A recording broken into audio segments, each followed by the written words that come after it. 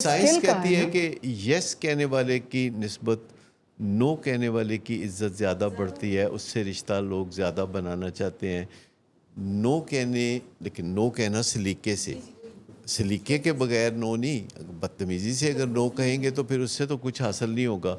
लेकिन अगर किसी को नो कहनी आ जाती है तो उसका वक़ार बुलंद होता है, उसकी इज़्ज़त बढ़ती है। यहाँ पे पेशेंट्स को स्किल के ज़रिए जो जो चीज़ उनके लिए बेहतर नहीं है, हम नो कहते हैं उनको।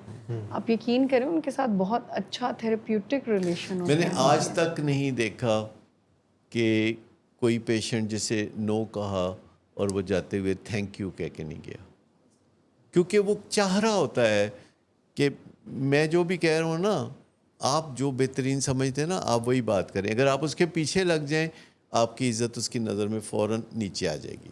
लेकिन अगर उसे पता हो कि आप जो बात कह रहे हैं वो सही मेरिट पे है है। और वो मेरिट पे है और आप उस पे खड़े रहे हैं, तो मैं आपको बताऊं कि नशे के मरीज़ों की सबसे अच्छी बात जो मुझे ये लगती है कि ये डील मेकर होते हैं, ये डील ब्रेकर नहीं होते।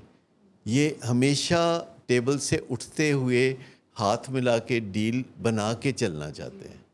तो अगर हम थोड़ा सा सब्र करें, थोड़ी सी नेकी निजती उसमें शामिल करें और जो उनका भला है वो उनके सामने रख दें और फिर खामोशी से प्यार की नज़रों से उनकी तरफ देखना शुरू कर दें, तो वो आपको थैंक यू कह के जाएंगे।